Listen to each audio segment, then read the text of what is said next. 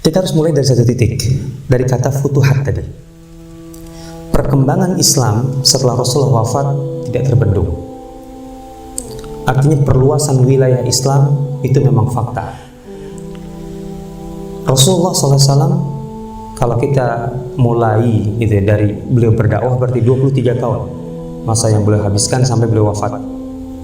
Tapi kalau kita mulainya dari satu poin, yaitu kaum muslimin membentuk sebuah masyarakat, berarti kita hitungnya dari hijrah Madinah. Berarti Rasulullah mempunyai waktu 10 tahun. Dari satu titik bahwa Islam baru bermula di Madinah. Di Mekah tentu kita tahu semua, Rasul hijrah itu kan berarti meninggalkan Mekah karena Mekah tidak kondusif pada saat itu, sampai beliau hijrah dulu.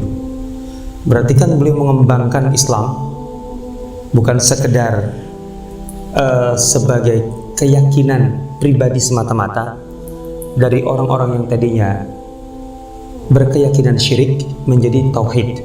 Bukan hanya itu. Kalau itu bisa dilakukan individu, perorangan. Dari orang yang tidak mengenal ritual ibadah menjadi tahu ibadah, sholat dan sebagainya, itu oke.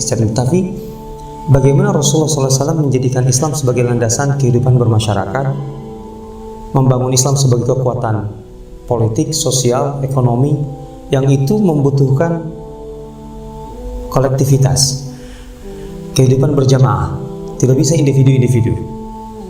Rasul membuktikan keunggulan sistem dan manajemen pasar sehingga bisa berhadapan-hadapan, dalam arti kalau kita, walaupun Rasulullah tidak membangun rivalitas, dalam arti Rasulullah tidak memboikot pasar lawannya.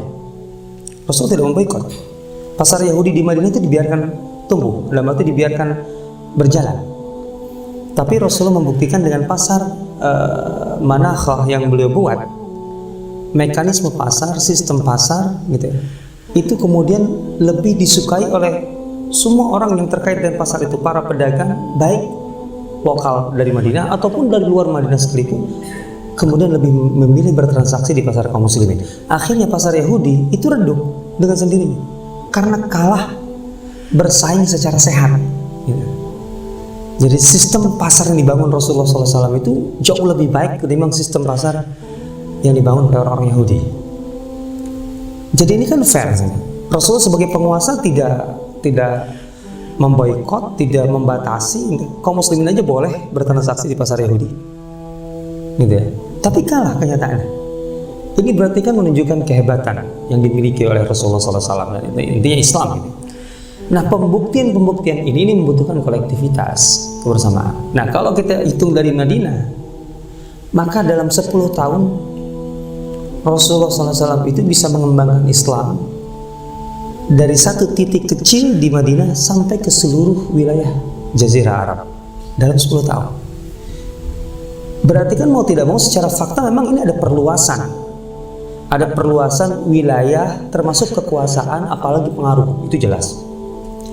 Tapi perluasan Islam itu tidak bisa kita bahasakan dengan bahasa sekarang atau dengan bahasa barat. Contohnya apa? Invasi. Ini bukan invasi. Tidak ada invasi. Artinya semata-mata ada pihak yang lebih kuat kemudian menaklukkan yang lemah untuk kepentingan yang kuat. Bukan. Islam nggak begitu. Islam menyebar ke seluruh Jazirah Arab dalam 10 tahun dari Madinah. Itu kan karena satu faktor. Rasulullah SAW punya amanah dari Allah untuk menyampaikan petunjuk Allah sebagai landasan hidup baru bagi manusia. Rasulullah itu menawarkan. Nah, masalahnya ada yang menerima, jelas. Ada yang menolak secara halus, dan ada yang menolak secara kasar. Nah, sebenarnya permasalahan kita itu di poin yang terakhir ini. Orang-orang yang menolak atau pihak-pihak menolak dengan kasar itu mengerahkan kekuatan militer untuk menghadapi Rasulullah. Lah, Rasulullah otomatis dong, kalau orang-orang yang menolak itu menggunakan kekuatan militer, ya beliau juga menggunakan kekuatan militer dong. Ya kalau lawan pakai senjata, masa kita pakai mulut? Ya nggak mungkin kan? Jadi beliau hadapi itu. Nah, terjadilah perang di situ makanya. Jadi perang itu bukan kaum muslimin yang katakanlah mencari gara-gara ngajak perang, enggak. Rasul itu nawarkan, oh ini sistem hidup baru, ini jalan hidup baru. Ditawarkan, terima, alhamdulillah. Nggak terima, yuk kita membuat kesepakatan, perjanjian.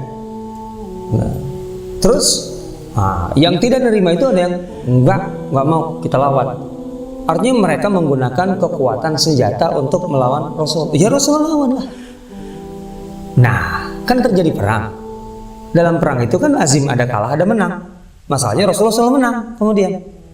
Nah, pihak ini kan otomatis jadi pihak yang kalah. Ya, pihak yang kalah otomatis menjadi pihak yang dikuasai dong. Nah, tapi ketika dikuasai pun Rasul tetap tidak pernah memaksakan keyakinan Islam kepada mereka. La ikraha fid din, itu the prinsip dasar Islam. Islam tidak pernah menyebar ke daerah-daerah itu dengan pemaksaan. Enggak. Kalau itu terjadi, kalau pemaksaan keyakinan itu terjadi, seharusnya tidak ada lagi orang-orang Nasrani Aramik atau Syriak, itu Nasrani kuno yang ada di Suriah dan sebagainya, yang sampai sekarang masih bertahan. Dan iya kan, seharusnya kan habis mereka. Seharusnya tidak ada lagi Nasrani Koptik yang ada di Mesir, karena otomatis mereka seharusnya masuk Islam. Tapi kan enggak. Nasrani Koptik itu sejak kelahirannya itu kan lebih kurang berbarengan dengan perpecahan Katolik Ortodoks, sampai sekarang ada. Dan institusinya, lembaganya masih ada, diakui di Mesir. Artinya ketika kaum muslimin menguasai Mesir, itu tidak menghapus, tidak menghancurkan. Silakan, kaum muslimin hanya menawarkan. Tetapi sistem kehidupan, regulasi, aturan, undang-undang berdasarkan syariat Islam dan menjamin kebebasan beragama mereka. Kaum muslimin hanya memberikan contoh keteladanan, menawarkan, mendakwahkan, terima, alhamdulillah. Itu kenyataannya begitu. Nah, jadi tidak ada invasi. Beda dengan Barat. Barat bukan invasi. Barat itu dari dulu. Kenapa tidak ada Muslim? Lebih kurang lah, gitu. Kalaupun ada itu tidak terhitung lah. Artinya kecil sekali. Yang bertahan di Andalus, Spanyol dan Portugal. Padahal Spanyol dan Portugal itu 800 tahun dulu di bawah kekuasaan kaum muslimin. Kenapa nyaris tidak tersisa? Karena ketika kerajaan-kerajaan Katolik menguasai wilayah-wilayah Islam di Andalus, itu mereka memaksakan dengan cara apa? Masuk Kristen, atau kalau tidak, keluar dari Spanyol dan Portugal. Coba bayangkan, itu mereka, kaum muslimin nggak pernah menerapkan itu. Menguasai Palestina zaman Umar bin Khattab, perjanjian Umar itu sampai sekarang terdokumentasikan bahwa orang Nasrani boleh hidup di situ, gerejanya tetap eksis, salib mereka tidak dirusak, yang ada di gereja silakan. Yang penting jangan sampai jualan salib di pasar kaum muslimin. Itu aja tidak boleh. Itu regulasi. Tapi kebebasan beragama silakan. Ya. Itu sampai sekarang yang namanya Nasrani atau Kristen Palestina itu kan ada. Nah, ini bukan invasi, ini bukan imperialisme. Sama sekali berbeda. Kaum muslimin membahasakannya dengan futuhat. Futuhat itu dari kata futuh dari kata fatah. Fatah itu makna yang dimaksud di sini adalah pencerahan. Jadi pelebaran wilayah kekuasaan Islam itu dibahasakan sebagai pencerahan. Karena otomatis wilayah itu tadinya gelap dari hidayah Allah, dengan adanya kaum muslimin maka tercerahkan dengan adanya hidayah Allah. Itu satu.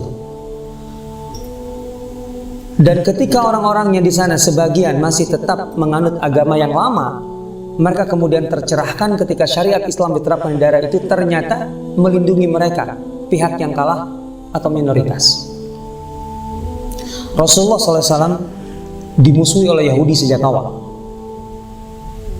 Dan yang paling berat permusuhannya itu adalah Khaybar, karena merekalah yang menjadikan Khaybar sebagai basis perlawanan terhadap Madinah yang mengakibatkan perang Ahzab. Perang Ahzab itu untuk pertama kalinya 3 kelompok besar di Jazirah Arab bersekutu untuk melawan Madinah, mengepung Madinah hampir 2 bulan. Habis itu. Kalau 2 bulan dikepung itu nggak kebayang secara militer.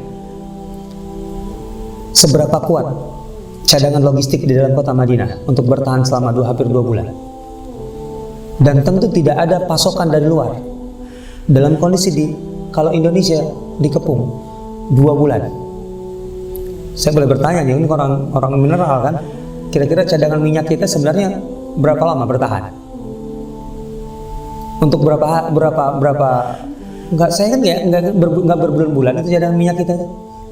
Hari kan? Hari.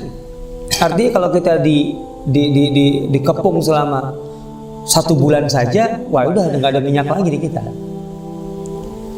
Lifting Indonesia cuma sekitar 700.000 barel, gitu ya. Yang terbesar itu pun Blok Cepu, sekitar 200.000 barel, dan itu milik Exxon, bukan milik kita, kan itu. Kemudian kebutuhan kita sekitar 1.400.000 barel, jadi setengahnya saja. Setiap hari kita harus mengimpor sekitar 700.000 barel. Cadangan minyak kita berapa sebenarnya? Untuk bertahan berapa lama? Kan ini aja.